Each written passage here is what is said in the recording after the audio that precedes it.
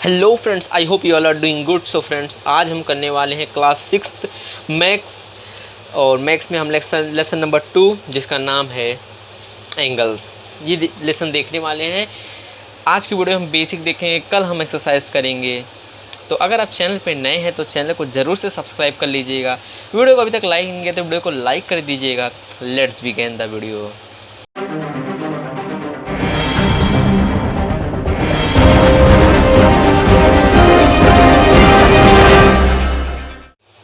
So friends, आपने पिछले साल क्लास फिफ्थ में आपने एंगल के टाइप्स पढ़े थे।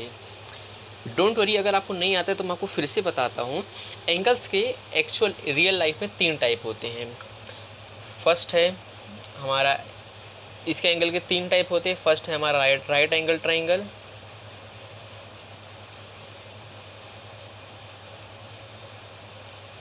Right angle.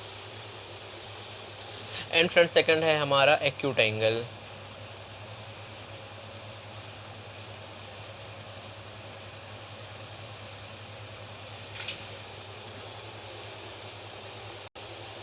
एंड थर्ड है हमारा ऑब्ट्यूस एंगल।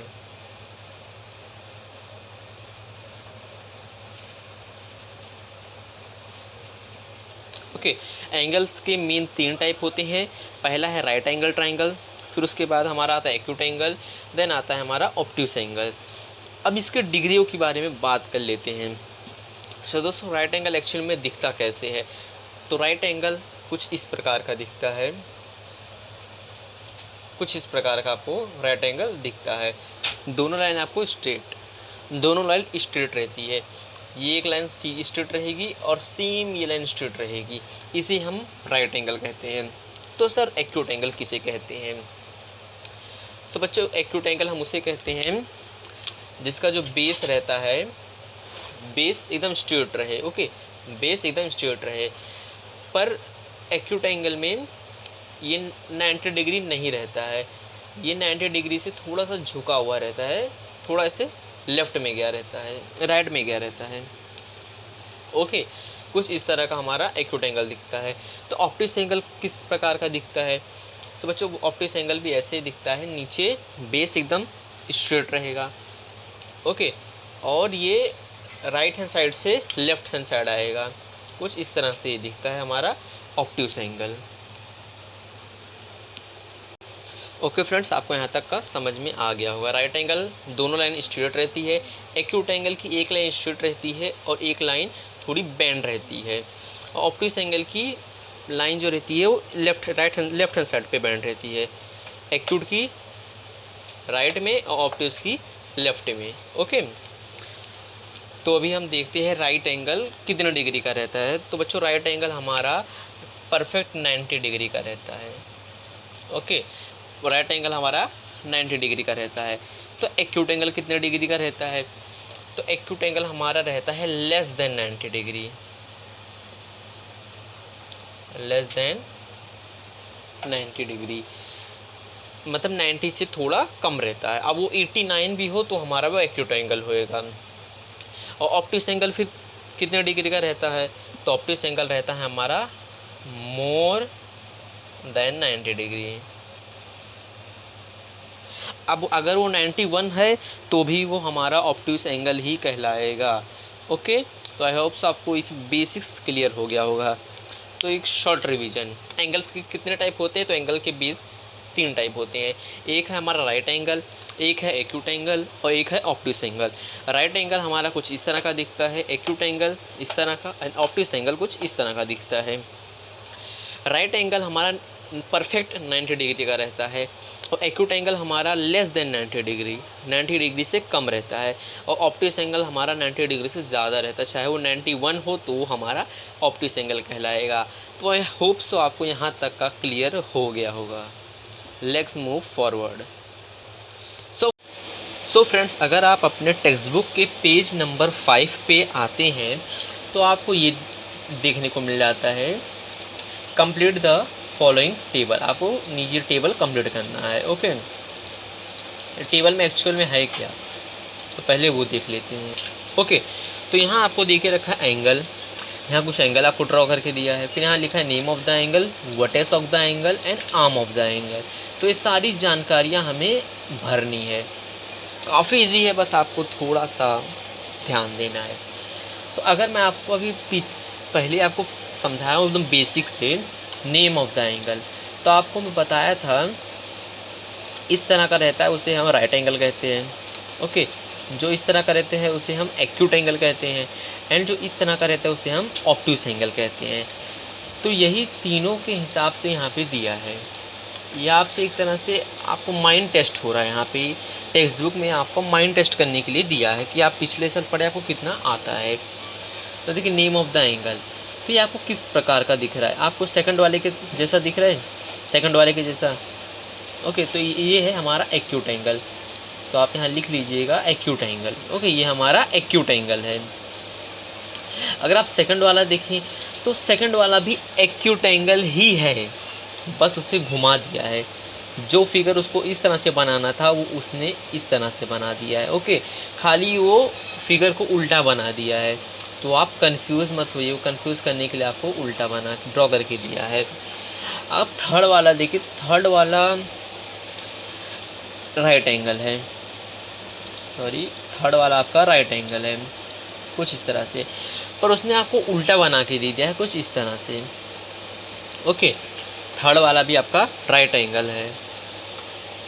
सो फ्रेंड्स, अब बढ़ते हैं हमारे सेकंड पॉइंट। अब नेम ऑफ द एंगल तो आपको बता दिया, आप इजीली लिख सकते हैं। सेकंड है हमारा वर्टेक्स ऑफ द एंगल। तो वर्टेक्स किसे कहते हैं? तो दोस्तों वर्टेक्स हम कोने को कहते हैं।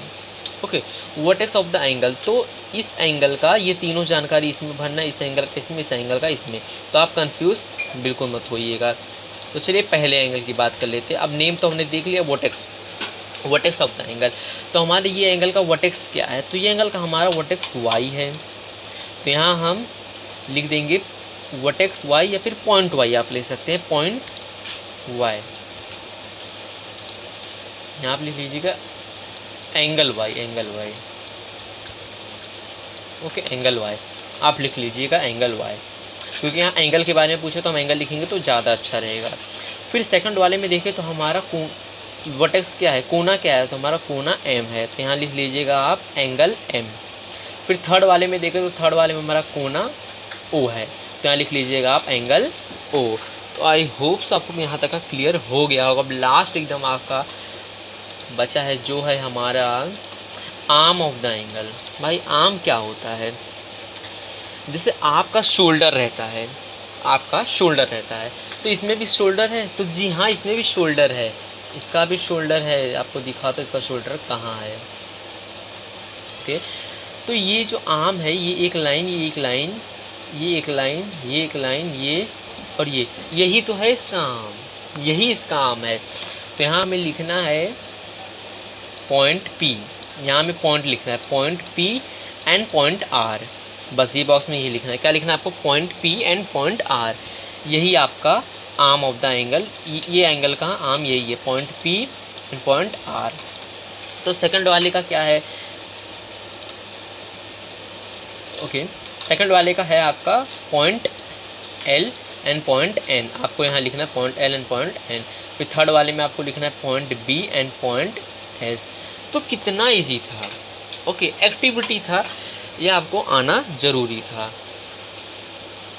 फ्रेंड्स, अभी हमने एंगल के 3 टाइप देखे जो कि आपने 5th में पढ़ा था। तो अभी 6th में आपको क्या क्या पढ़ना है? ओके, तो जो आपने अभी पढ़ा है वो भी 6th में है, पर वो ऑलरेडी आपने 5th में पढ़ रखा था, तो एक तरह से आपको बेस हो गया है। सो अभी मैं यहाँ 4th टाइप इसको नेम करता हूँ। ओके, 4th टाइप नेम करता हूँ। तो 4th टाइप आपका आता है zero angle. Okay friends, 4th type आपका आता है ज़ीरो एंगल। अब ज़ीरो एंगल एक्चुअल में दिखता कुछ ऐसा है, एक लाइन ऐसे में रहेगी, सेम उसी के ऊपर दूसरी लाइन भी हमारी रहेगी कुछ इस तरह से, उसी के ऊपर, एक के ऊपर ही एक हमारी लाइन रहेगी। फ्रेंड्स, ज़ीरो एंगल का हमारा डिग्री भी रहता है ज़ीरो, इसका हमारा डिग्री भी ज़ीरो ही रहता है। जैसे हमने पीछे देखा था तो हमारा राइट एंगल का डिग्री 90 डिग्री था, एक्यूट एंगल का हमारा लेस देन 90 डिग्री था, ऑब्ट्यूस एंगल का हमारा मोर देन 90 डिग्री था। तो उसी तरह से हमारा ज़ीरो एंगल का डिग्री ज़ीरो ही रहता है। अब फिफ्थ हमारा आता है,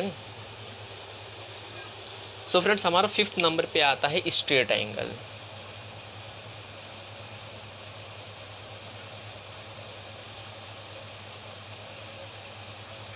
अब स्ट्रेट एंगल दिखता कैसे, तो आपको नाम से ही पता चल गया, स्ट्रेट एंगल एकदम स्ट्रेट रहता है। ओके, ये आपका एक लाइन हो जाएगा, दूसरा लाइन सीधा रहेगा, इसे कहते हैं हम स्ट्रेट एंगल। अब स्ट्रेट एंगल आपको कितने डिग्री का रहता है? तो दोस्तों स्ट्रेट एंगल आपको 180 डिग्री का रहता है। आपका स्ट्रेट एंगल 180 डिग्री का रहता है। ज़ीरो एंगल 0 डिग्री का रहता है, स्ट्रेट एंगल आपका 180 डिग्री का रहता है। और हमारे 6 नंबर पे जो एंगल आता है उसका नाम है रिफ्लेक्ट एंगल।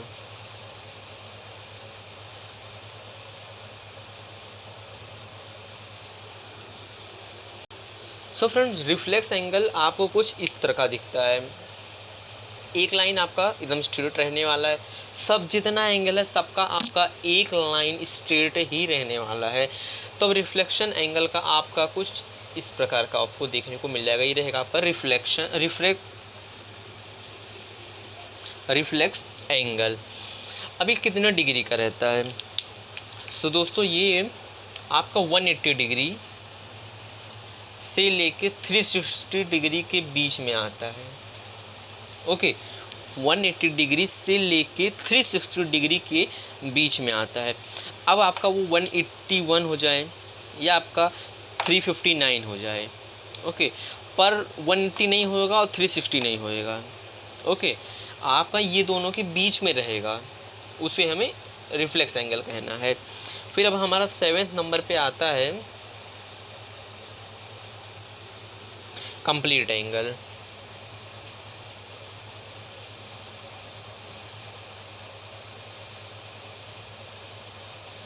और दोस्तों कंप्लीट एंगल आपका कुछ इस टाइप का दिखता है, एक के ऊपर एक यहाँ भी रहता है, एकदम स्ट्रेट, उसे हम कंप्लीट एंगल कहते हैं।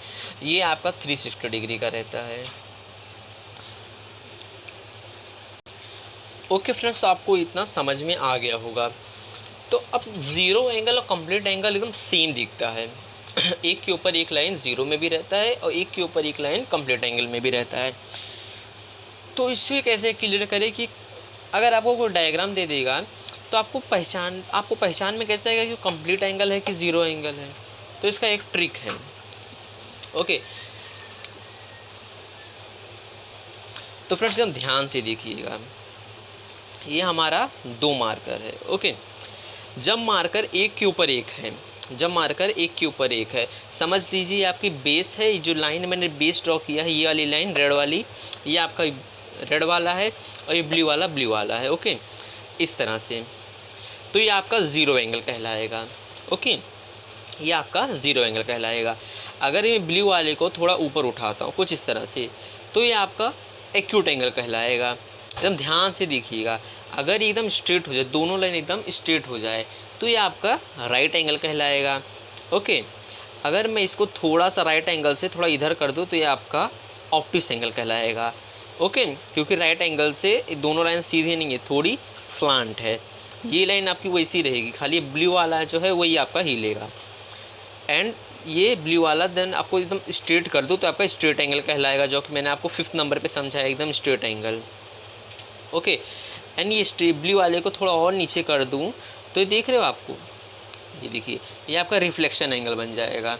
और यही ब्लू वाला जब ऐसे घूम के फिर से यहाँ आता है तो ये आपका कंप्लीट एंगल कहलाता है। ओके, ज़ीरो एंगल आपका ऐसे रहेगा, ऐसे, और जब घूम के पूरा ऐसे नीचे आ जाएगा कुछ इस प्रकार, तो ये आपका कंप्लीट एंगल कहलाएगा। तो आई होप सो आपको यहाँ तक का पूरा क्लियर हो गया होगा। सो फ्रेंड्स, यही थे कुछ टाइप और कुछ एग्जांपल जो मैंने आपको वीडियो में कराए। यही सारे आपको आने चाहिए, तब आप अपना प्रैक्टिस सेट 2 जो भी मैं अगली वीडियो में कराने वाला हूँ तो बहुत इजीली कर पाओगे। अगले लेक्चर में आने से पहले आपको ये पूरे 7 के 7 टाइप अगर आप करके आओगे ना, तो यकीन मानो बहुत अच्छे से आप प्रैक्टिस सेट 2 सॉल्व कर पाओगे। आपको खाली इसकी नाम याद रखना है कि कौन सा एंगल है ना, उसकी डिग्रियाँ याद रखनी है कि 0 एंगल 0 डिग्री का रहता है, राइट एंगल 180 डिग्री का रहता है, रिफ्लेक्स एंगल 180 डिग्री से 360 डिग्री के बीच में आता है, कंप्लीट एंगल आपका 360 डिग्री का रहता है। एंड इसके पहले जो मैं आपको 3 सिखाया था, राइट एंगल 90 डिग्री का रहता है, acute angle less than 90 degree का रहता है, एंड ऑब्ट्यूस एंगल आपका मोर देन 90 डिग्री का रहता है। तो यही सारी चीज़ें थी जो मुझे आपको एकदम क्लियर बताना था। ओके, अगर ये आपको नहीं आती तो आप प्रैक्टिस सेट सॉल्व नहीं कर पाओगे, तो ये आपको बताना ज़रूरी था। तो अगर आपको वीडियो अच्छा लगा तो वीडियो को लाइक ज़रूर से कर दीजिएगा, और अगर आप चैनल पे नए हैं तो चैनल को सब्सक्राइब कर लीजिएगा। मिलते हैं अगली वीडियो में, प्रैक्टिस सेट सॉल्व करेंगे, पर आपको ये करके रखना है तभी आप कर पाएंगे। तब तक के लिए जय हिंद, जय भारत।